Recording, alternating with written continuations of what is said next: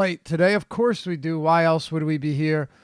10 games on the docket. It is Tuesday, April 2nd. Talk a little bit of basketball to get it kicked off as well. So, Adam, how are you today? I'm good. Ernie Grunfeld doesn't have a job anymore, so that made my day a lot better. That's good. I'll tell you what happened to me today. I did the MLB strategy show with Josh and then the NBA strategy show. We banged them out back to back. Something very strange happened. I get this text message, okay? And it says, I got three of them as a matter of fact. Your money transfer of UGX 527,304 to Uganda is now complete. Thank you for using World Remit. I said, what in the shit is World Remit? So I look it up. It's a money transferring service. I go straight to my bank account, like where I have my debit card and all, right? Right. And the first thing I do is I do the US dollar to Ugandan dollar conversion because that sounds like a lot of money. Right. Well, they charged several. This was one of the smaller ones. Around $1,000 in wire transfers that they used through a debit card to Uganda. Now, the problem I have with this is that when I tried to buy Bitcoin a while ago, my bank flagged it. I should be thanking them for it now. They didn't think 5 or 6 different transfers to Uganda was a little bit suspicious. That's amazing. Yeah. Because yeah, I've been there with the banks too. Like anytime I travel, it's like, oh, you tried to spend $60 in Florida, and even though you were clearly at two airports earlier today, one of them in Florida, we still don't believe you're there. Right. But then something like that happens, and it's like, oh yeah, Right. sure. But hey, want to send money to Mozambique? We got you covered. That's amazing. Unreal. So I had to go and change my card out. That's the worst part of it. I'll dispute it, but I have to wait for it to clear. They're still pending. They can't just cancel Right. it. They get to clear. They have to steal my money first, and then I Right. have to get it back. So it's pending. Once it pens, I dispute it. I would hope that they see this as a illegitimate charge, and they're not like, no, we can't prove it wasn't you. So then hopefully I'll get my money back. The worst part though is all of my stuff is just straight direct deposit, monthly scheduled bills, right? Like the only mail I get in the mailbox anymore is junk mail. Right. It sucks having to go and put your card in every single new, and you have to remember which one it is. Thankfully, my fiance's organized, but pain in the ass, man. Then you're on the phone with the bank. I was on the phone with them for an hour. So, Yeah, that's not fun. It takes like how much of that was being on hold? right. 20 minutes on hold, Yeah. 23 minutes of, it was 43 minutes in total. Plus, I had some questions. Like, I legitimately wanted to know why a money transfer to Uganda was not flagged. Right. And also, how did they get my phone number? Like I got a text message from this. It was nice of them to text you and let them know that they had just stolen money from you. Honestly, if they didn't, I probably wouldn't have found out until much later. You're right. We've just robbed you. Thank you. Oh God. But I don't know how they got my number too. Like they had the number and the card. That's weird. But anyway, enough of me. Adam, well, just quickly, by the way, Josh and I did a full NBA strategy show today, and it was like an hour long. So we're only going to spend a couple minutes on this. But you have OKC and the Lakers, no more LeBron James. You have San Antonio at home against Atlanta. This is fun. They have no Dwayne Dedman, obviously no Plumlee, no Amari Spellman, no John Collins, no Torian Prince, no Alex Poitras. Like everyone's out. They're running out a 7-footer named Isaac Humphries, I'm assuming. And then, as we all know from Memphis, Deontay Davis. And then you got Sacramento, Houston, Golden State, Denver, which the last game should be really an enjoyable one to watch. But, I mean, honestly, for me, Thunder, Lakers, Spurs, Atlanta, and then some Houston, that's where I'm looking tonight. Yeah, but I also think that game stacking that Golden State game could be really profitable because Tell me why. you do have lowered prices, at least on DraftKings, where I, for whatever reason, decided to play tonight. Steph and Durant are both inexpensive. It's What a game about that has, Clay? Clay's my favorite player from this entire game, actually. yeah, Clay too. I'm just saying, like, the whole team is relatively Sure. inexpensive. Yeah. It's Yeah. not like Yeah. you're getting Durant and Curry at an expensive price tag, and you can run them back with different combinations of Denver guys, and it's so possible that OKC just blows out the Lakers, that the Spurs blow out the Hawks, that Sacramento Houston just isn't really that appealing at their price points, and then that you get a very competitive, high scoring game from Golden State and Denver, and because none of those guys are the best individual plays at their positions, their ownership should be a little bit lower than normal, and you just win the slate. Yeah. No. Look, I don't disagree, and I really like Klay Thompson in this spot too, because you're talking about a guy that's so cheap. It it's a big game for both teams. It's a pretty pivotal spot. Your Wizards just beat the Nuggets in Denver, so that didn't help. I think it's a huge game. It makes a big difference, and I like Klay Thompson to play. I have him projected for 35, but I could see him playing 38 minutes in regulation here.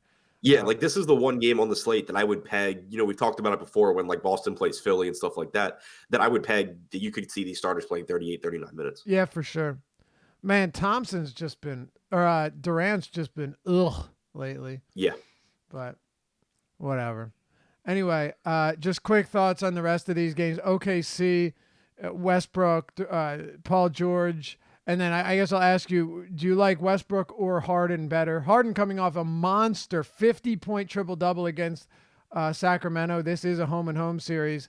I still lean Westbrook a little bit more, but we'll get your take here. I lean Westbrook a little bit more just because he's less expensive. The Lakers are worse defensively. Both teams play fast, Sacramento and Los Angeles, but the Lakers are worse defensively. If they somehow hang in the game, I'd rather have Westbrook. And then for the Spurs, are you on White or Forbes or Pirtle? Anybody here? I mean, obviously White's Yeah, just too inexpensive. yeah, I'm going right back to White. I had him in like 50% of my lineups the last time Yeah, I it played killed me the other NBA. day. Yeah, and it was terrible, but I'm going right back to it. Just too many minutes, too good of a spot, all of that. Aldridge and DeRozan both obviously good plays, especially Aldridge. There's nobody in this front court now for the Hawks. So I expect Aldridge to have another game where he's just out there doing whatever he wants offensively. What about Rudy Gay if he starts and plays another 30 Sure. minutes? Yeah, sure. Yeah. And then Pirtle? I mean, I obviously like him more if he starts, but even if you get 23, 24 minutes out of him, I think he should be fine. There's, kind of limited value in that most of the obvious value is very, very, very bad NBA players going against the Spurs. Yeah. So Pirtle isn't the worst pivot. No, he's not. I don't love him. I think a lot of it will come down to ownership here, because there's a good chance he only plays 15 minutes too, Right. And he's only center eligible. All right. And then lastly, like I said, at 5 o'clock, we flip it over to Major League Baseball. We got 10 games there. As far as the Lakers go, I mean, I don't know what is Kuzma been ruled in or out yet? He's I questionable. saw, still questionable. I mean, Rondo's still playing big minutes, and so's JaVale McGee. Yeah. And it's another matchup against the true center where you would expect McGee to play a bunch of minutes as long as he's in the game, or as long as the Lakers are in the game. He's got plenty of black upside here going against Westbrook. I think that it's a good tournament play. Like, the way to maximize Westbrook's ceiling, obviously, is to have something from the Lakers do well, and McGee's as good a bet as anything. Yeah, I like Steven Adams on the other side too. I also like Rondo for the Lakers. And then we'll close it out with this. By the way, Capella and Chris Paul are two guys that I have quite a bit of interest in too. I'm not on the Kings really. Are you on the Kings now that Bagley's back? Not really. It just flattens out their minutes. His price tag has come up enough to where I don't feel the need to get there all that much. I had him on my cheat sheet today. I had him as like the fourth or fifth power forward option for me. So, he has upside, but his price tag is pretty much where it should be. All right, and then the last one, the Atlanta Hawks. They're down. I'll say it again before we move on. John Collins, yeah, he's been ruled out. Spellman, Dedman, Plumlee, these are just guys in the active roster. Alex Poitras and Taurean Prince, he's not expected to play either. It's 6 guys, pretty critical or integral players too. Collins played 38 minutes last game. So the question is, where do these minutes go? You have to think Obviously Alex Len, but Deontay Davis and probably Isaac Humphries, uh, and then like Carter and Anderson get minutes at the 4 potentially as well.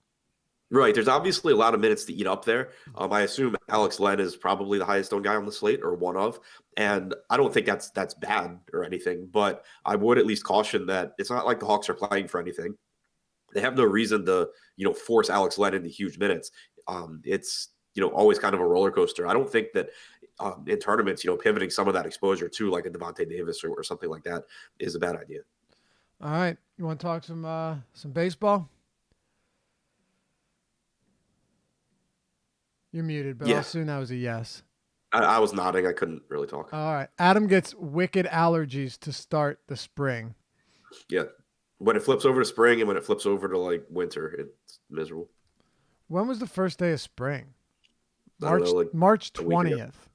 Tell you what, it hasn't felt like it around me, man. It's like 40 degrees today. Yeah, exactly. And then it was like 71 on Saturday and the next day was Yeah. 40. I Miserable. think that's what it is that gets to me. Like it's the allergies, but it's also just the like constant change in Yeah, weather from like 30, dude, it 30 degrees either way. definitely could be. I get sick after when as summer changes to fall.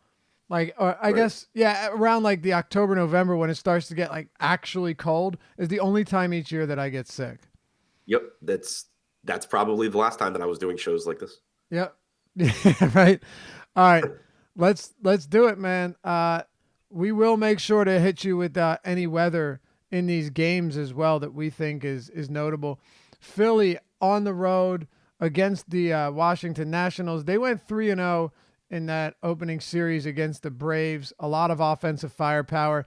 Now they run into a buzzsaw by the name of Max Scherzer. So this should be an interesting one. Matter of fact, the lowest implied total on this slate is the Phillies. I still found that strange given that offense, even though Max Scherzer's so good. He's a 177 favorite. There's a 7 over under on this game altogether. And the Nationals have a 4 even total against Zach Eflin, who showed improvements last year, but still had ample struggles against lefties. And then as far as weather goes here, Adam, it looks like we're going to get a little rain, but mostly overcast. Nothing really to be concerned about if you're looking to target this one. We'll start with pitching.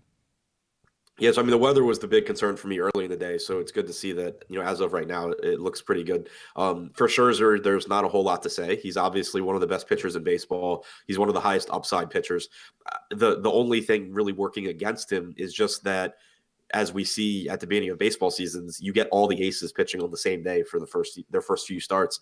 So from a tournament standpoint, I don't know that you need to pay all the way up for Scherzer, in a ton of lineups because there's just a lot of upside throughout this slate. But it is a nice spot for him. There's only 3 lefties in the Philadelphia lineup. The only one that's a legit power threat is Bryce Harper. Herrera has some power, Hernandez has less. So Scherzer's biggest weakness, which is left-handed power, isn't really there. So obviously it's I'm happy with any Max Scherzer that I get. There's just a lot of options around him. In my initial DraftKings crunch, I got him as my second highest owned pitcher, but it was in a group of several guys. Yeah. You said Scherzer was your second highest owned? At the moment, yeah. Yeah. What are your thoughts on Eflin? Like I'd mentioned, he made, if you remember, well, as we know, lefties had been a huge issue. Like when he first came up, and it was just pretty much brutal all around. Hold on, what is Josh saying? I don't know what he's talking about. And then he showed improvements last year, but still some weaknesses as well. He came out strong, and then lefties, unsurprisingly, began to get to him. I think he only threw 120 some innings. So not bad. His K rate sat around 22, 23%.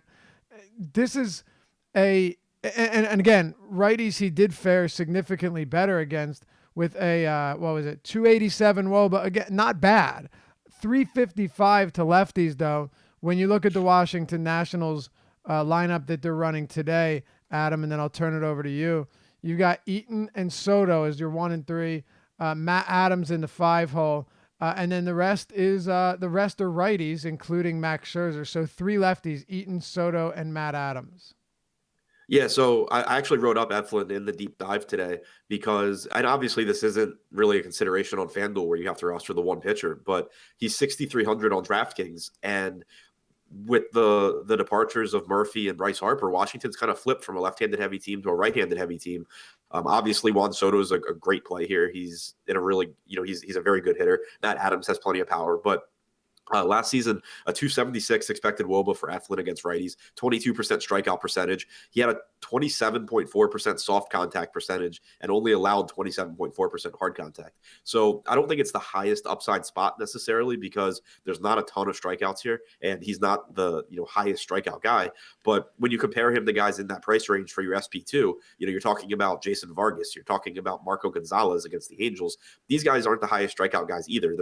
There's not that cheap, really high upside guy today. And last I checked, we had Eflin projected for like 5 or 6% ownership. I have no issue coming in over that because I do think that it's quietly a spot where he is likely to do pretty well. Right. Now, I'll say this much. I do like Soto a lot. Matt Adams is batting 5th. And we know what Matt Adams' deal is. Like, we don't really need to get into that. You hope that you get a homer or maybe an RBI double from him. And he's $4,300 on DraftKings. Juan Soto is expensive, but he's been good. Adam Eaton, when healthy, is pretty good as well. I wanted to ask you about this, though. I'd mentioned this to Josh on the strategy show, and this is something you and I on the deep dive last year, even with FanVice or 2 years ago, talked about a lot, and I think goes overlooked pretty often. The stolen base matchups, right? And as far as Eflin goes, this is a guy who has not allowed a ton of swipes. And you're talking about a guy that had Jorge Alfaro behind the plate for most of last year. Realmuto is the best pop time in all of baseball. Take that for what it's worth. He's got a cannon. He can gun runners down. We saw it on Sunday. The matchup, even if Eflin was not great at holding runners, definitely doesn't get any easier for opposing base runners. Yeah, there are a couple of really good base stealing spots tonight, but this is not one of them. No, and I only mention that because you got a few guys with some speed. Yeah, Turner will try regardless, but yeah, exactly. Well, I said that today too. Guys that will remember last year, I'd mentioned to you, like you had said to me, Tucker Barnhart has a cannon, and we agreed, like, he has a cannon, but no one's afraid to run on him. So even if you get caught, you don't lose points anymore. Right. But yeah, there's always value in guys. Like, you want to target obvious good running spots and then guys that are going to run no matter what. Right. And the guys that the guys are going to run no matter what, it kind of doesn't matter. It's just kind of, built-in value. Anything else here? Any hitters you want to talk about? Bryce Harper is very cheap. The whole Phillies lineup is dirt cheap. Is there anything here that interests you? In large field tournaments, I like the $4,500 tag on Harper just because it's cheap for his talent level. He is the kind of guy that Scherzer struggles with if he struggles with anyone, relative to how good he is against righties. And then Soto and Adams on the other side. All right, let's talk about Toronto and Baltimore. The Blue Jays have been fantastic to start the season, man. I mean, this is just a brilliant offense. They continue to put up runs. Been very impressed by them. No, they're terrible. I mean, look, they're facing Andrew Cashner. What can you say? He's got off to a hot start last year with a solid K rate, like 28% against lefties. It came through the floor, finished under 20%. This is a spot where you would think they'd get right, but at this point, who knows, Adam? We have a Toronto lineup. And the Blue Jays. Oh, by the way, they just traded Kevin Pillar. If I forgot to mention that, Yeah. We don't have a lineup for tonight. I don't think, though, do we? No, we don't. Yeah, I'm assuming though with Pillar gone that McKinney could lead off again. Yep, that's what I'm expecting, and I'm going right back to the Blue Jays here. They're not going to be bad all season long, especially if they were to face Andrew Cashner all season long. And behind Cashner, you do still have a not very good Baltimore bullpen. They kind of let Toronto salvage last night, even after David Hasno hit them for 6 1/3. It's not the best arms behind Cashner. He allowed 1.7 home runs per 9 to lefties last year. Billy McKinney projects as a guy with a near 200 ISO this year. Justin Smoke's well over 200 over the last couple of years against right-handed pitching. So those two are my favorite plays from Toronto. You can pivot as soon as he's in the lineup to Rowdy Tellez. as a lower owned first base option to Smoke. He also grades out or projects as a slightly above average major league hitter. So not as good as Smoke, but when you factor in the ownership, it's still appealing. So the lefties are what I want to really target here, but obviously I'm not going to shy away from middle of the order guys like Grichuk and Hernandez as part of a full stack. As far as stacking goes, is this your top or one of your? I'm assuming Houston's probably your top stack or one of them. Yeah, Houston's one. And then Toronto's one of them as well. Yeah, Toronto's up there. All right. Yeah, I'm looking to see exactly what I got on my crunches because I actually factored in our pitcher ownership projections to like boost lower or to favor stacks against popular pitchers. But I think I still have Toronto in the top 5.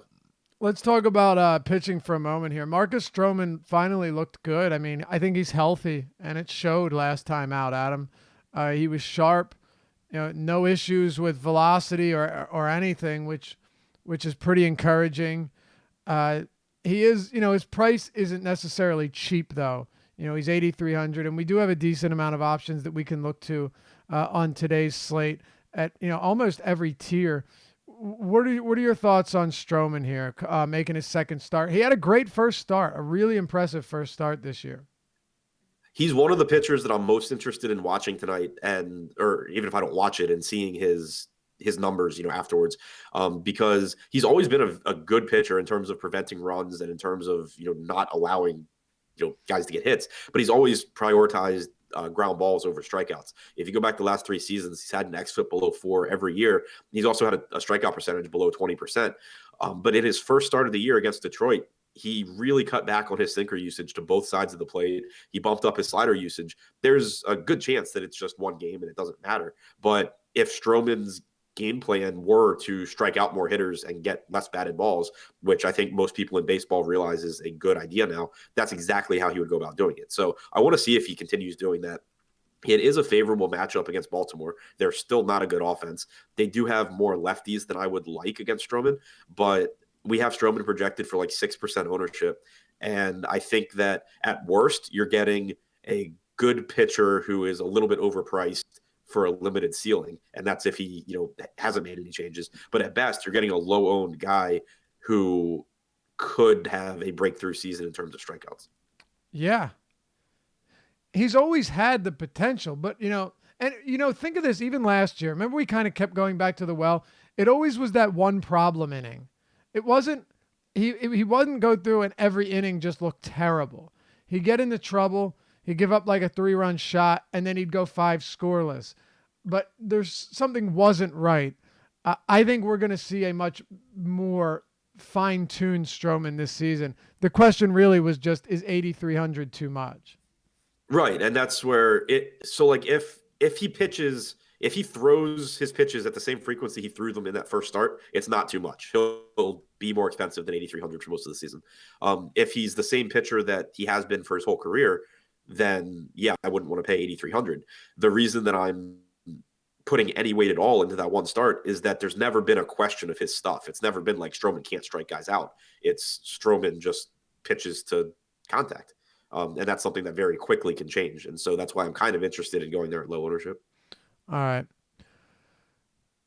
Let's talk about the rest of this game. Is there anything else that stands out to you as far as batters go? I mean, I can't imagine this is a Baltimore team that you're super high on today.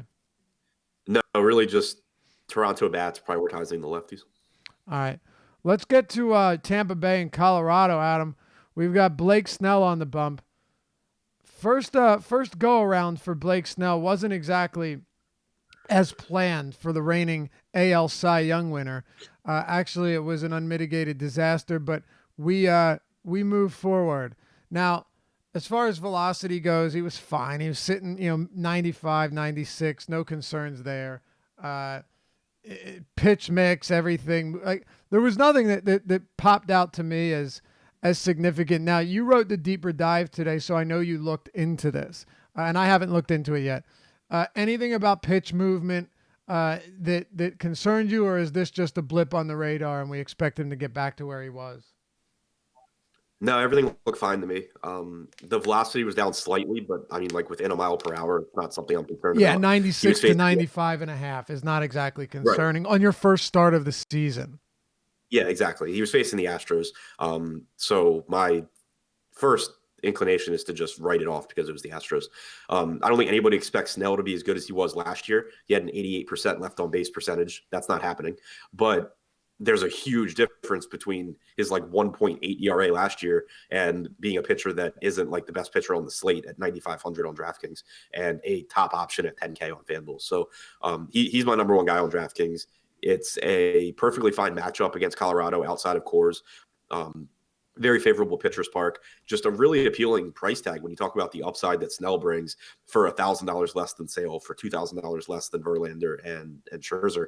He's an ace, and it's not a bad matchup at all. I'm not concerned about all the right-handed hitters. His best pitch is his changeup, which neutralizes right-handed power. He struck out 31% of righties last year. I'm not concerned at all about Blake Snell. Neither am I.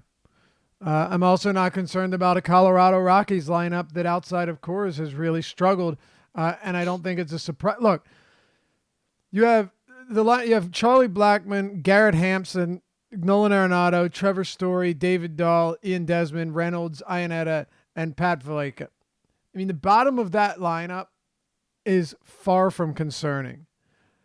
Story and Arenado in the middle, yeah, I'd like it more if they weren't in the lineup, but overall, you get past that. It's baseball, things happen, but it's not the most imposing lineup for a guy that has just absolutely filthy stuff when he's on. Yeah, and I mean Trevor Story has a ton of power, but he also comes with a 27.5% strikeout percentage. So Blackmon is a tough strikeout. Arenado is a tough strikeout. But beyond that, I mean, you have guys like Dahl and Reynolds and Story that strike out a ton. Garrett Hampson only projects for like a 16% strikeout rate as well, but he's not a power hitter either. So, it's not the easiest lineup in terms of strikeouts, but when you just factor in Blake Snell's talent and price tag and ballpark and everything else, I really like him. Yeah, so do I. And really, I think you pointed it out just a minute ago. 9,500. Look, is Max Scherzer far and away a more reliable pitching option for daily fantasy purposes? Of course he is. But a $2,300 discount is also pretty nice on a guy that is very capable of going out there and striking out 11 batters.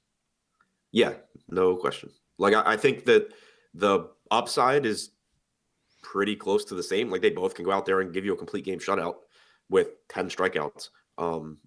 And Snell's available for a lot less money. All right. On the other side, I have a lot of respect for Kyle Freeland, just not a guy that I'm generally going to roster all that much. I don't think the upside is all that high, and I don't exactly think that he's super cheap either.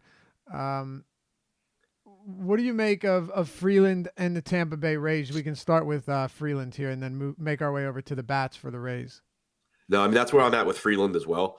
I think he's a much better real life pitcher than DFS pitcher. Yep. And on this particular slate, it makes it really difficult to get there. So I don't really have interest in him. I don't have a lot of interest in Tampa Bay. I did write up Mike Zunino today, though, just because the catcher position is really bad. Zunino's hitting fifth, which is better than most catchers you're going to find. And he's got well over a 200 ISO against pitchers from either side. So he just gives you, that upside where he's at least capable of hitting a home run, whereas most of these guys do it, 3 times a year. So if you're not going to Chirinos as the most popular catcher on the slate most likely, or whoever's catching for Houston, then I think Zunino makes for a good tournament pivot. All right. Anything else on this game you want to tackle? No, not really that interested outside of Snell. All right. Miami and New York Mets. Jason Vargas, Jose Urena. Look, you might not like this, but I actually have some interest in Jason Vargas. I know it's a little bit out of control. It's probably a bad idea, but I don't think it's that crazy. By the way, when Josh asked today, he asked me, what do you think the probability is that he gets to 20 fantasy points? I said around 40%. He said around 3%. And I said, I'm probably low. I said, I'm probably high. He said, I'm probably low. Later on in the day, he DM'd me and said, I didn't realize that I was looking at the probability for 30 DraftKings points, and that's a huge difference. So Yeah, it is. yeah. I don't have that spreadsheet in front of me to answer that. Yeah, I mean, To it's no break big that deal. high. Yeah, but he was like, yeah, I really had no idea why I was coming in at 3%. 20 fantasy points at 5,600. I don't think is crazy. Let me at least make a case for it, Adam, and then I'll let you take over here. And by the way, it's not like Vargas is going to be unowned, but this would be my case for him if you're looking for a cheap pitcher. Not only does he have a very good changeup, but this Marlins team, if you take their active roster, there's not a single player on the active roster last year in 2018 that had ISO above 155 against lefties. Vargas, obviously, his biggest issue has been an inability to control power. And Marlins Park is one of the most friendly pitcher parks in the league. So you have a team that is completely devoid of power against left-handed pitching, whether it be Rojas, Granderson, lefty, Brian Anderson, Castro has none, Martin Prado, Alfaro might have a little bit, but not much, and a high K rate. Lewis Brinson is an instant pair or 3 of strikeouts. Pete O'Brien, Jose Urena, like bad lineup, good park. And Vargas has proven that in good matchups, he is capable of producing decent numbers. And we've seen it. He also finished last season on a really nice tear. So is there a lot of risk with a guy like Vargas? Of course, especially how he got off the start he got off to last season. But if there ever was a matchup for him to be able to give you, 5 innings, 6 innings, 1 run, and 6 Ks or so, it would be this one. All right, Adam, floor is yours. Vargas and Jose Urena. Yeah, so here are the first 4 sentences of my glowing endorsement on Jason Vargas today. Jason Vargas faces the Marlins in Miami. The Marlins are terrible. Marlins Park is a good place to pitch. Jason Vargas is decent-ish. That's basically where I'm at. That's where I'm at on Vargas against Miami. Okay, so you just basically, I could have said that in like 4 quick short sentences is what you're telling me. Yeah. Okay, yeah. Gotcha. I'll take that. I'll take note for next time. Yeah, I mean, you mentioned the changeup. That's definitely important when we talk about a primarily right-handed lineup. Last season, he struck out just shy of 22% of righties, allowed a 313 xWOBA. The park obviously will do him favors. The biggest issues for me with Vargas are his ownership, and it's pretty unlikely he was really deep into this game. Like, I don't have any issue whatsoever in Vargas. I think that he's when you take ownership out of it, he would be he's my top projected SP2. But I think that Zach Eflin for $800 or $700 more can go deeper into the game. I think Marco Gonzalez for $300 more can go deeper into the game. I think they're both lower owned, not in as good spots, obviously, but it's still Jason Vargas. So I think what most likely happens for me personally is that I come in around the field on Vargas or a little below, and I send some of that ownership or that exposure to other lower owned guys in his price range. But if I had to, choose one pitcher here and ownership didn't matter in this price range, Vargas would be my guy. Right. Yep. Glowing endorsement or not, it's not the craziest play. As far as Urena goes, he's really not a bad pitcher. He's just not a good fantasy pitcher. And even a guy that struggled a lot against lefties kind of contained it a little bit over the last season or two when he's healthy. But let's get your take on New York Mets bats here. Yeah, I mean, Urena is a guy that I don't usually pick on that much, especially in Miami. There are some favorably priced Mets, which is appealing. Brandon Nimmo at 3,900 with a 200-plus ISO against right-handed pitching. Robbie Cano at 3,900. Again, last year, kind of a disappointing year, but one of the highest average exit velocities in all of baseball, off to a decent start this year. So, getting to those guys, $3,900 Ramos, again, if you're a catcher hitting the middle of the order here and you have some pop, you're appealing on this slate. So those guys, I think, are viable, options, but it's not a spot where I expect to get to all that heavily. All right. How many Miami stacks you got? I'll tell you when that loads. All right. I'm assuming like at least 50, 60. Well, I'm hoping I have a decent amount since I spent a bunch of time last night trying to find a way to. They came in 7% of my initial crunch on DraftKings. All right. Yeah, obviously joking about 50 or 60, but it's not. The truth is, despite not having any power, despite not being a good team, probably the worst offense in baseball. If you're MMEing and you don't have any Miami stacks, you're probably, it sounds great, but you're probably doing it wrong. Strafford said on the early bird the other day, he's like, probably 2 or 3 times this year, Miami will win you a tournament. And, it might be less, it might be more, but even the worst teams can put up heavy run totals at times. And Vargas is no stranger to complete collapses. So while I obviously prefer Vargas over Miami, it's baseball, and he is the type of guy that can collapse. And, even the worst of hitters can turn it on for a day as a team. Yeah, and it's something that I was talking with Josh about it last night, but I'm trying to incorporate more, is that not only is being contrarian good in baseball, but there's a difference between just being contrarian and actually creating leverage for yourself, which is different than, other sports. Because in baseball, you have this team going against the popular play. So it would be like in basketball, if you could roster James Harden, and when James Harden does well, it automatically means LeBron does poorly. At higher ownership. And that's the case here. Like, you can just vault yourself by prioritizing teams against popular pitchers and taking advantage of how much volatility there is in baseball.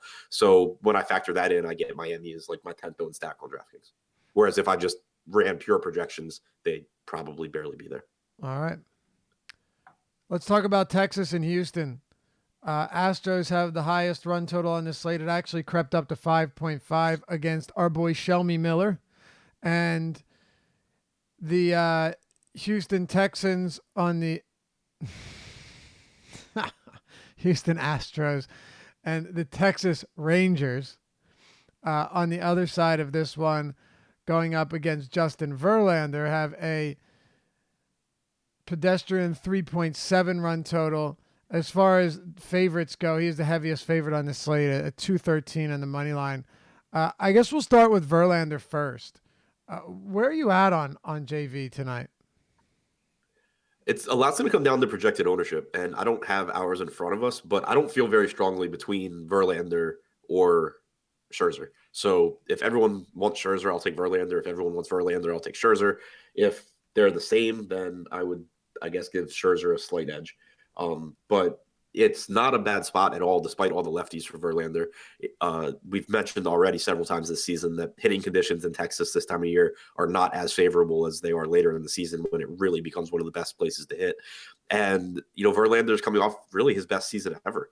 He's one of these pitchers that improved some things when he went to Houston. He struck out over 38% of lefties last season. That basically it's Max Scherzer versus righty territory for Verlander, except for it probably goes overlooked a little bit more.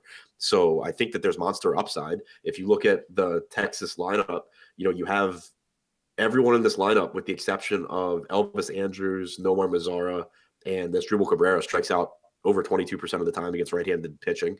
If you believe in BVP, I'm pretty sure Shin-Soo Choo was struck out in like 86 of 90 at bats against Verlander or something like that. Wait, it's just you're not serious? No, but it's like 50%. Really? Like over a huge sample. Yeah. Wow. Let's see. Like, I'll pull it up. They used to give him rest days over the last couple of years. True would like inevitably rest against Verlander. Really? Interesting. Yeah. So if you want to find that, go ahead. But it's something crazy, like 40 for 85 or something. Yeah, I mean, I totally believe you. I just wanted to see for myself how egregious it was. Yeah, like I'm going off memory, but it's somewhere in that ballpark. But yeah, I mean, it's just there's a ton of strikeouts. There's a lot of power for Texas, but there's a lot of strikeouts here for Verlander, and we know that he's going to go deep. Right. All right. So where do you have him? At the top, in the middle, highest owned, second highest, third highest? Without changing anything for ownership yet, I have him behind Scherzer. I have him behind Sale on DraftKings, but I think I'll probably end up with more of him than Sale, and then between him and Scherzer, it'll depend on ownership. Yeah, earlier in the day when we were doing the show, I changed my tune during the show because I just started pulling up more of the numbers and realized that there are more strikeouts on this team than I initially thought.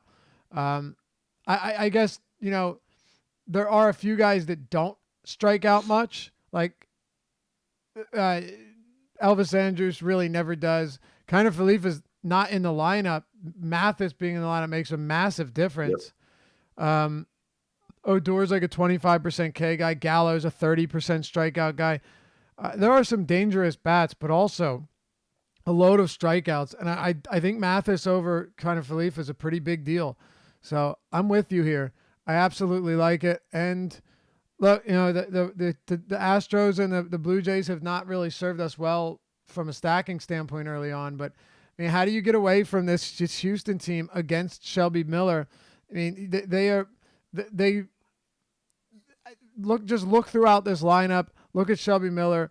Globe Life Park might not be 100 degrees in July, but it's still one of the best hitting environments, even at this time of year.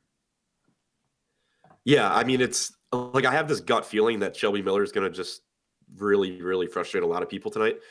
But we have no actual information to lead us to believe that's the case. Like the only reason that I'm kind of scared is he's still relatively young. He's a former top prospect. He's made 8 starts in the last 2 seasons due to injury. But before those injuries, he was pretty much on his way to being a total bust and being absolute trash. So we don't really have anything that we can do other than really like the Astros here. Especially, I mean, if you haven't looked at how good these hitters actually are, just pull up their FanGraphs page. Like I obviously wrote up a lot of them in the deep dive today, and I hadn't actually looked at their numbers in a while because I just know that they're all good. But I mean, it's like Carlos Correa and George Springer are 2 of the worst hitters on the team against right-handed pitching over the last couple of years, and they're both 20+% better than league average. You know, the team's just so good top to bottom. You get a lot of power even at the bottom with Chirinos, a plus 200 ISO guy, a catcher. There's a lot of different ways you can go with this team. Tyler White not being in the lineup kind of sucks. I liked him as a tournament option because I figured Gurriel will be higher owned. But, you get Springer, Altuve, Bregman, Brantley, Correa, all just phenomenal hitters. Gurriel's an above average hitter. He lacks power, but it's not, the end of the world, especially on FanDuel where home runs are not quite as important. Chirinos has a ton of power. It's just impossible for me not to come out with them as one of my highest owned stacks, if not the highest. Right. It really is difficult not to. I totally agree. Bregman, Springer at the top, Brantley in that 4-hole is nice. It's interesting to see him batting cleanup, but it is what it is. And you and I actually, this is a long time ago, we talked about, I think we looked it up on air, Kiner Falefa in the minor league level, dude allowed like no stolen bases. Having Mathis behind the plate could also benefit guys like Altuve. Yeah, I'm pulling Mathis up now. I can't remember what his throwing numbers are. I assume they're good because the guy can't hit. So what does he do? Yeah, that's a good. Well, he might just be a good pitch framer and have great numbers without no passed balls and calls a good game. Who knows? Does it? Sometimes those guys aren't good at throwing runners out. But you're right. Generally speaking. Yeah. They're kind of like the total defensive package with no offensive abilities at all. Yeah. I guess we'll see. Yeah. How long is it going to take you to pull? It's slowly coming up now. Okay. All right. So he allowed. Wait, does your web page load like they used to with the 56K one, where it like slowly from top to bottom? No. Okay. Like unravels. No. Last season he allowed 16 stolen bases throughout 9. The season before that, he allowed 19 throughout 14. So he has been average to above average in 1, 2, 3, 4, 5, 6, 7, 8 of the last 9 seasons. Okay. All right. Want to move on? Anything else from this one? Nope. Houston bats, Houston pitching. All right. Minnesota, Kansas City, Jose Barrios, Brad Keller. Right now you've got the Kansas City Royals 3.4 implied run total and the Minnesota Twins 4.1. I just want to revisit something I mentioned this morning, something talked about a lot last season. Jose Barrios has alarming home road splits, and normally I don't look too much into this, but you go back last year and the year before, they stick out like a sore thumb. I mean, it's really wild. You're talking about 100 WOBA points different. 100 WOBA point difference at home and on the road. You look at home runs per 9, 0.55 at home, one or point. What was it? 0.55 at home, and on the road it was zero point 0.5 at home, 2.0 on the road. K rate 6% higher at home. Walk rates higher on the road. XFIP is a run and a half. Like everything, Adam, for 2 straight seasons. Say what you will, but I can't just overlook something like this. Yeah, I kind of wrote the exact same thing in the article today. Like when you have home road splits and there's no real reason for it, like Minnesota's not a pitcher's park. It's not like you're talking about a Tampa Bay pitcher or something like that. Very neutral. Right. And there's really no reason for it, but it's happened. And it's not even like you're looking over the last couple of years and it's because it really happened last year, but it didn't happen the year before. Both years it's just been he walks more guys on the road. He strikes out less at home. He gives up more homers or he strikes out less on the road. Gives up more homers on the road. His xFIP's higher. His WOBA's higher. Everything is higher. And on some slates, I really wouldn't care. But on a slate like this, where you're really like splitting hairs between a lot of these pitchers as far as upside goes, I'm okay kind of downgrading Berrios a little bit, especially because we haven't projected for reasonably high ownership at like 16% on DraftKings. There's a handful of other pitchers that I can go to that give me the same kind of upside that Berrios does. So even if he pitches well, it's not the end of the world for me. And if he doesn't pitch well, then cool, I don't have him. Right. Pretty much. And then Brad Keller's like not terrible at run prevention. Yeah, he's not bad. He's not someone that I want to get to in DFS today, but he's not bad. All right, so is this a game that you have any interest in? Not really. Okay. No. Me neither. I mean, we can move on, but I just want to make sure we don't miss anything. Any bats, anything that you think stands out, and any individual one-offs here? I'm double checking, but I don't think so. Doesn't look like I have anyone from this game, including pitching, higher than 10% right now. Okay. All right. Like 5% Minnesota stacks, it looks like. Okay. I mean, and then the whole Berrios home road thing. It's like, yes, he has not been good on the road, but he's still a good pitcher. I mean, yeah, like I'm not prioritizing Kansas City, and Berrios isn't projected to be popular enough that I'm bumping them that high. Right. All right, let's keep going. We got 4 games to go here. Before we do, just want to let you know, you'd see it on the ticker down beneath. By the way, added a few new things to that. Not only ownership and the top projections, but highest and lowest implied run totals for each teams for each day. So there you go. Check it out as it scrolls past you. But as you can see, you get 50% off your first month of Awesemo.com membership if you were to sign up using the promo code Deeper Dive, all one word, Deeper Dive. And we would love to have you as part of the Awesemo family. When you do sign up, head over to our premium Slack chat and Slack chat and say hi. Adam and Josh and myself and all of us are always in there. If you have questions or whatever, feel free to tag us and mention us. But from our ownership projections to the projections to all of our articles, the lineup builder, Alex Baker, Awesemo himself, his rankings and his content and his articles, all of our primers, our beginner DFS stuff, the Fantasy Cruncher add-on, and so much more that we don't really have time to get to, but you can check it out over at Awesemo.com. And just use the promo code Deeper Dive, one word, to get 50% off your first month. You can also check out a weekly pass if you'd like to, test the waters, or more than able to do that as well. So you can go to click join on the homepage and see all of the different options. But yeah, first month, 50% off using the promo code Deeper Dive. We hope to see you over there. Boston and Oakland, Chris Sale, Mike Fiers. Mike Fiers was pretty good once he came to Oakland in 10 starts last year. Actually, he was really solid. But I want to start with Chris Sale. I'm not even going to say a thing here. I want to get your take on where you landed on the drop in velocity in his first start. Is it a blip on the radar? Is it something to be concerned about? Is it just the first start of the season? Go ahead, Adam. I decided I basically just want to do the opposite of what we have the field projected to do. If we knew Sale was fully healthy at 10,500 on DraftKings, he would be right up there with Snell as the top pitcher at their price point. But he did deal with some arm issues last year. He came out in his first start this year throwing like 2 to 3 miles per hour slower on like every single pitch. That's not really what you want to see. On the other hand, it was cold in Seattle. It was his first start. You can give him that.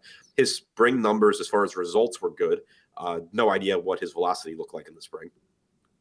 So that's tough to gauge. But we have him projected right now on DraftKings for like 29% ownership, going against an Oakland lineup that will punish him if he's not throwing good stuff. Like, they have some very good hitters in this lineup. And because there are so many good pitching options on this slate, I'm not really afraid to take ownership from Sale and give it to Scherzer, give it to Verlander, give it to, Blake Snell, and then get some Oakland bats into my lineups. So that's something that I didn't really get to in my initial crunches before the show, but I plan on manually kind of lowering my Sale, getting more Oakland bats in there, and making that a stand where, I don't have to get a ton of Oakland if he's going to be 30% owned to be in a nice spot if there's actually something wrong there, because we have no way of knowing.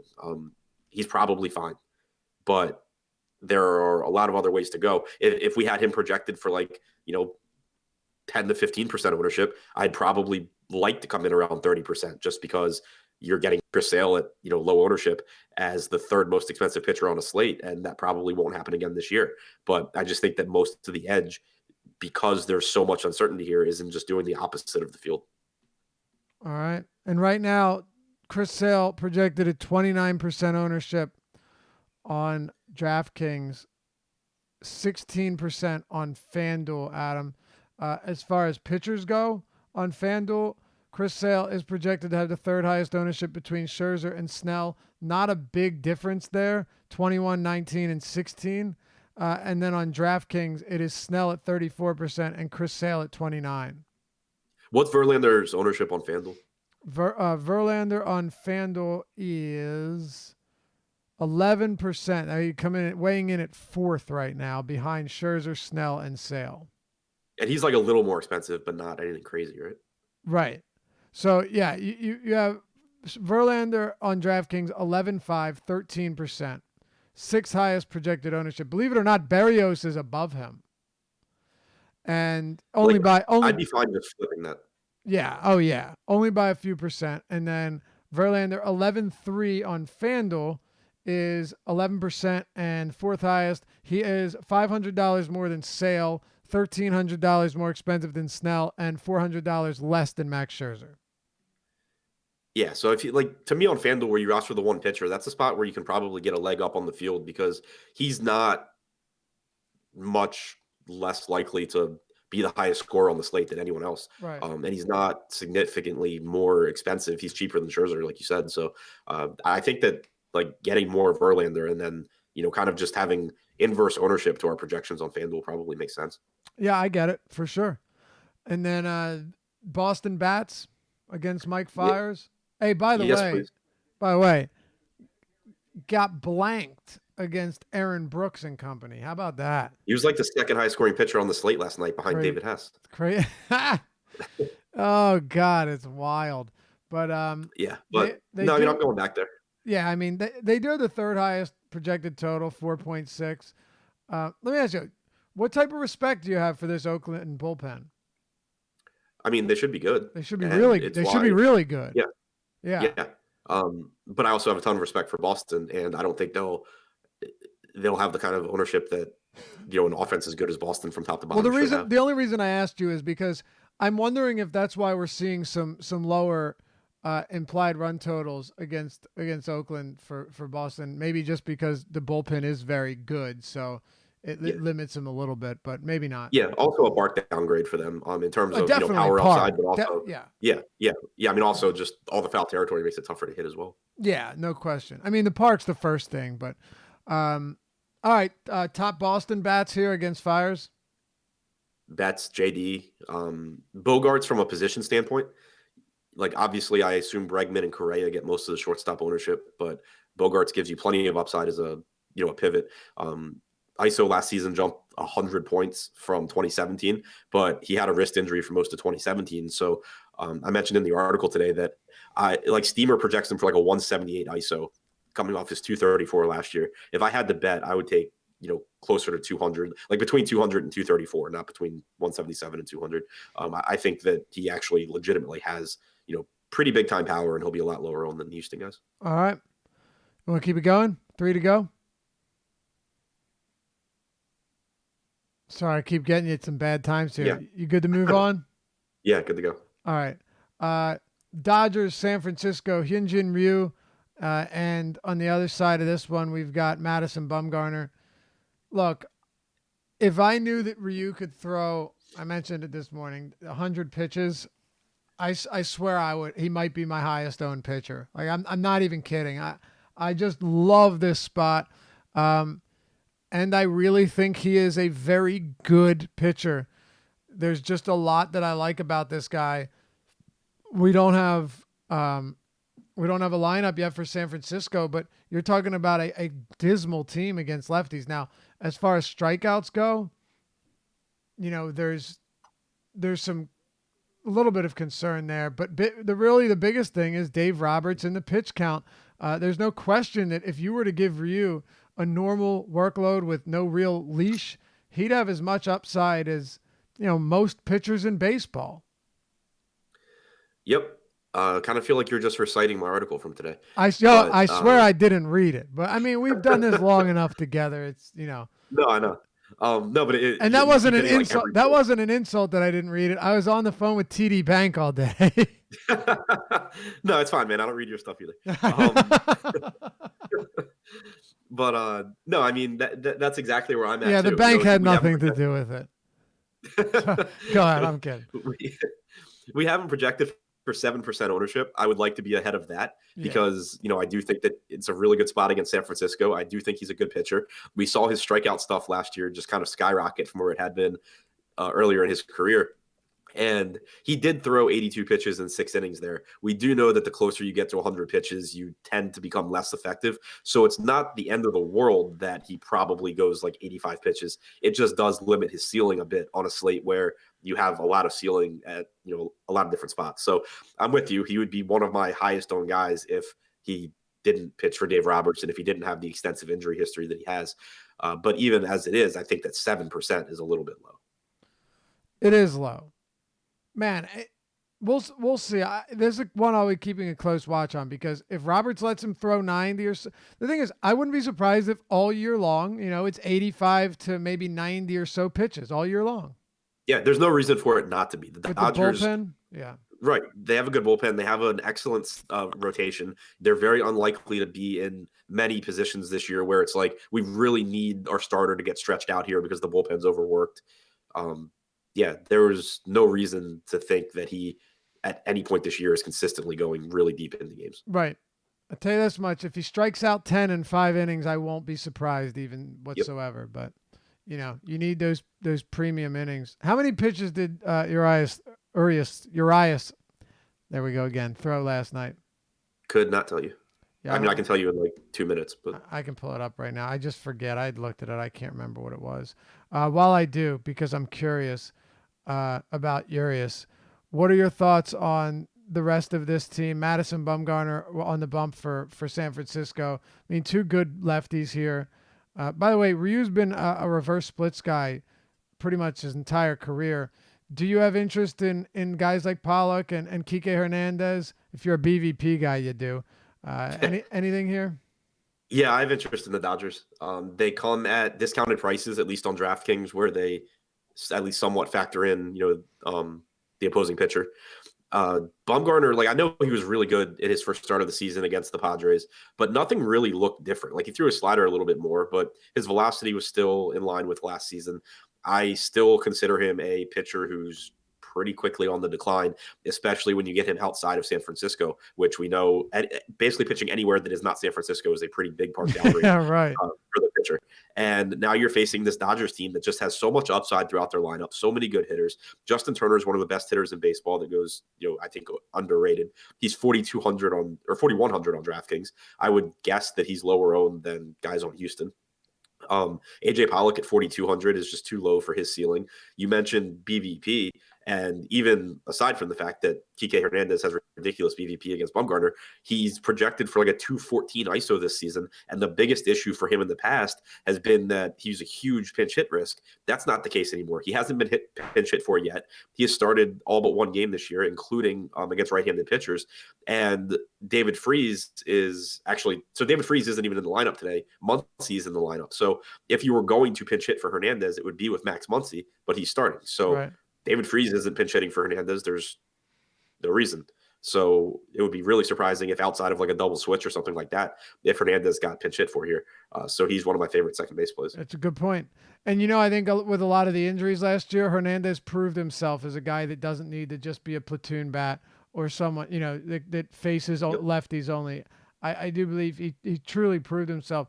Look, he's also somebody that for his career has a 224 ISO and 361 WOBA against lefties. He has really hit lefties well all throughout his entire career when given the opportunity. Yep.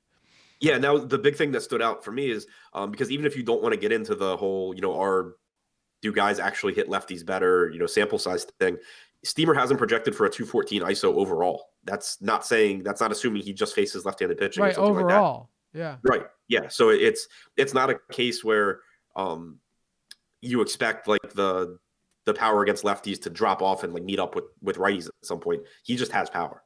Exactly. By the way, Urias threw 77 pitches. We talked about those premium innings, man. 7 3-hit scoreless innings with 7 strikeouts and no walks. Yeah, very solid. Still no David Hess. What's that?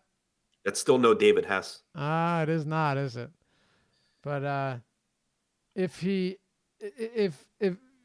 Ryu can do something similar with more strikeouts, and I think probably gets to throw maybe 10 or so more pitches, but still kind of painful knowing what the upside could be like.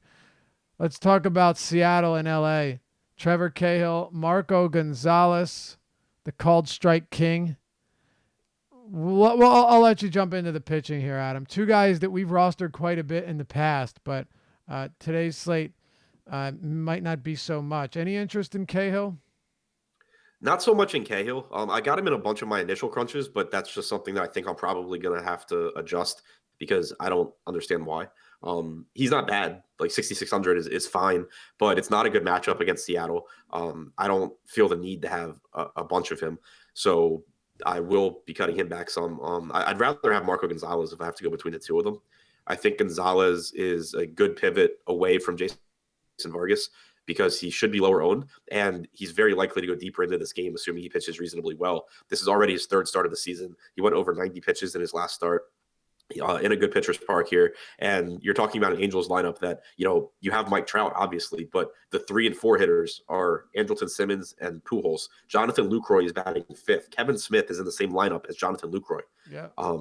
It's not the highest strikeout lineup, but Gonzalez is cheap enough where if you can get 7, 8 innings out of him of just, a few strikeouts and a bunch of lazy fly balls, then you're in pretty good shape, especially if the popular Jason Vargas, does what Jason Vargas does in half of his starts. I hear you. Gonzalez is one of those guys that, really, here's the way I see it. We do have an Angels lineup, and that's good. They were a team last year against lefties that would they strike out like bottom 3 in the league or something? Had to be around that. I can't somewhere down there. Yeah, I can't remember exactly what it was, but this feels like a spot where Gonzalez could go like 7 with 1 run and 5 Ks or something, and you'd be pretty okay with that. How much are you getting initially?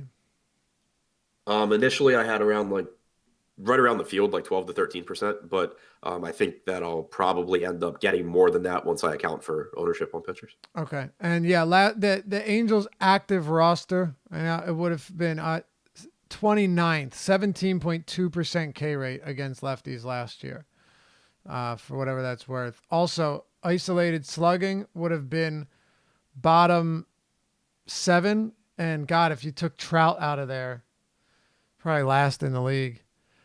Any hitters in this game that you have interest in against Cahill or against Gonzalez? Michael Trout. Well, Uh, yeah, that's a given. But sorry, I should have. I thought what I just said there kind of alluded to it, but you're right, it didn't. So yes, Michael Trout. Anyone else?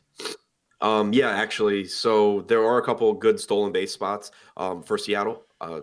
Trevor Cahill cannot hold runners to save his life. Who's I can't see on this page. Is Lucroy catching or is Smith catching? So Lucroy is behind the dish. Smith is Okay, so DHing. he can supposedly, as of right now, throw. He was terrible for most of his career. The last few years, he's been good. But Cahill's bad at holding runners. Malik Smith will try and run. D. Gordon will try and run. Those are both one-off type guys that I would like against Cahill. But I also think it's a spot where you can full stack Seattle at low ownership and get a lot of upside because you have a lot of power in this lineup.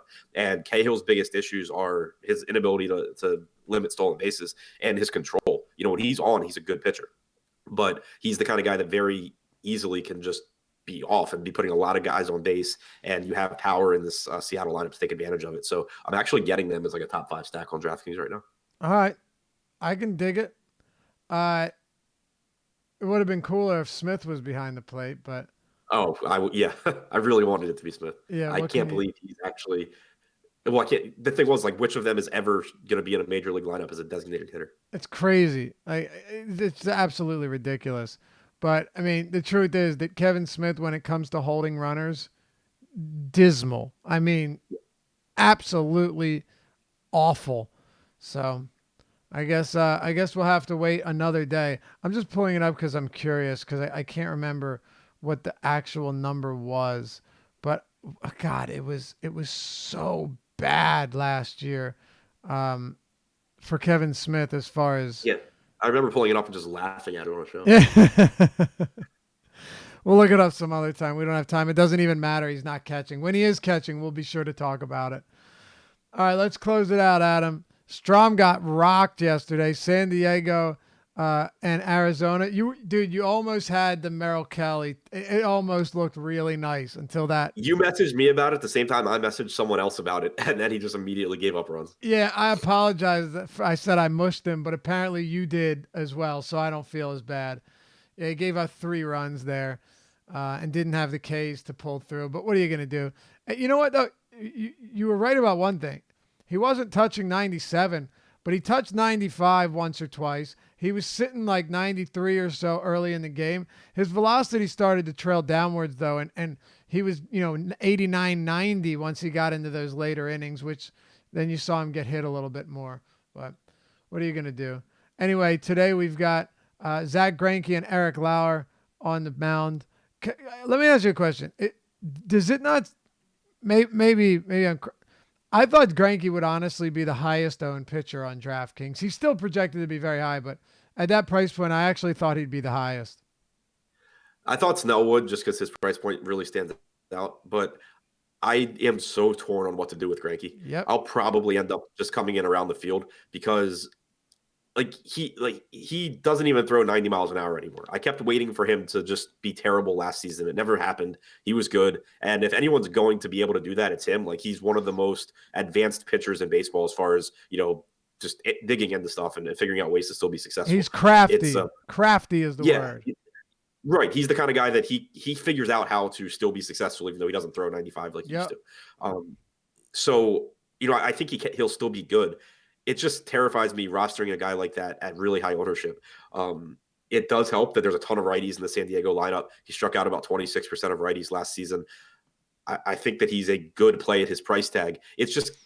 I feel similarly to the way I do about Vargas. Obviously, he's a better pitcher than Vargas, but he's also $2,000 more expensive. It's just like, I think he's the best play point per dollar at his price point. I also don't think he beats other guys enough to justify like a ton of ownership. So I'll probably end up coming in around the field. I'll throw in some Padres stacks, Will Myers, Manny Machado, Franmil Reyes, being the core of that, just to try and leverage against him. But it's a spot where I don't think I'm going to end up taking a huge stand one way or the other. All right. I think it makes sense. I don't have an issue with that whatsoever. What about if Eric Lauer was in the 5K range, I would probably have an immense amount of him. He's shown a lot of improvement, has looked very good, but I'll let you talk about him and hitters, and then we'll close it out and turn it over to the Live Before Lock crew. By the way, NBA tip is at 8. So we're going to have baseball live before lock and then basketball live before lock. No overlap here. We can run it straight up till 8 o'clock. All right, close us out, Adam. Yeah, Lauer, pretty average, pretty decent pitcher. If he was cheaper, I'm with you. I would like him a lot, but he isn't. So not a ton that I like on Arizona either. I do think that Kettle Marte, batting sixth, has some upside, especially with second base outfield eligibility on DraftKings. You can get him in a bunch of different spots. 200 plus ISO from the right side of the plate over the last couple of seasons. So that's kind of interesting, but overall, just not a really appealing game with two teams with sub 4 implied run totals. All right. So no real bats here in this one for you. Nope, not unless you're just intentionally leveraging against that Greinke chalk. Right, which does make some sense. All right, that'll do it for us. Stick around. Live Before Lock coming up next for baseball and then for basketball. As always, we appreciate you tuning in each and every day. Hit that thumbs up button if you appreciate the content, you want to see more. It helps us out greatly, and we really appreciate it. Subscribe. Also, hit the notification bell as well. Until next time, for the deeper dive, we'll be back with you tomorrow. Good luck tonight.